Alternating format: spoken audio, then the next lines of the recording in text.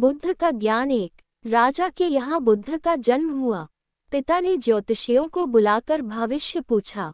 उन्होंने कहा, या तो यह सम्राट होगा और या तो यह साधु होगा। एक तरह से देखा जाए तो सच्चा सम्राट भीतर से साधु ही होता है। जब ज्योतिषियों की भविष्यवाणी राजा ने सुनी तो वे घबरा गए कि मेरा बेटा साधु हो जाए, ऐसा ठीक नहीं होगा। राजा ने पूछा, कोई उपाय बताएं, क्योंकि मैं चाहता हूं कि राजा का पुत्र राजा ही बने। ज्योतिषियों ने मैं कहा कि इसका लालन पालन व पूरा जीवन बड़ी सावधानी में बिताना होगा। अर्थात आपका पुत्र सिद्धार्थ कभी किसी बूढ़े व्यक्ति को न देखे, कभी किसी बीमार व्यक्ति को न देखे और कभी किसी मरे हुए व्यक्ति को न देखे।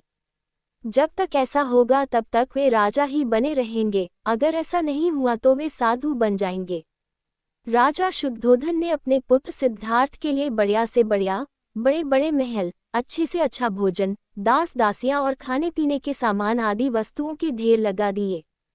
पिता ने पुत्र को सुख सुविधाओं में इतना उलझा दिया कि उसे बाहर का संसार याद ही नहीं आया।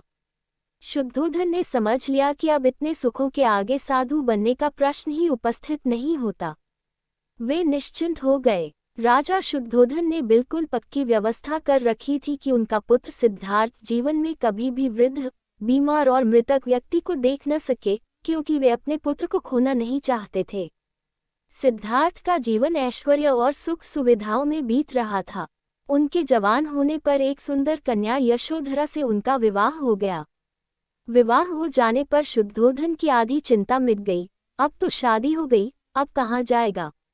अब तो मेरा पुत्र बंधन में बंध गया है, अब उसके कहीं जाने का सवाल ही नहीं उठता। 1 वर्ष बाद बेटे का भी जन्म हो गया। उसका नाम राहुल रखा गया। अब राजा शुद्धोधन को बिल्कुल पक्का विश्वास हो गया कि अब ये कहीं नहीं जा सकता। एक दिन सिद्धार्थ ने कहा कि पिताजी, आज तक मैंने कभी अपनी राजधानी नहीं देखी, आपकी आज्ञा हो तो आज देख आऊं। राजा ने कहा, हाँ हाँ अवश्य जाओ, अपना शहर देख कर आओ। एक सारथी को भी साथ में भेजा गया कि जाओ राजकुमार को राजधानी घुमा फिरा कर लाओ। फिर भी राजा ने चाक चौबंद इंतजाम कर रखा था कि कहीं चूक न हो जाए। सिद्धार्थ के लिए राजधानी के प्रमुख मार्ग खूब सजाए गए थे, पर घूमते घूमते सिद्धार्थ ने थोड़ा उल्टा मार्ग ले लिया। वे उस मार्ग से गुजरने लगे जहां पर तैयारी नहीं थी और आज उनको बहुत आश्चर्य हुआ जब पहली बार उन्होंने एक बूढ़े आदमी को देखा, कमर झुकी हुई, पूरी चमड़ी में झुर्रियां पड़ी थीं। वह परेशानी और दुख से बेहाल था। उसकी चाल बहुत धीमी थी।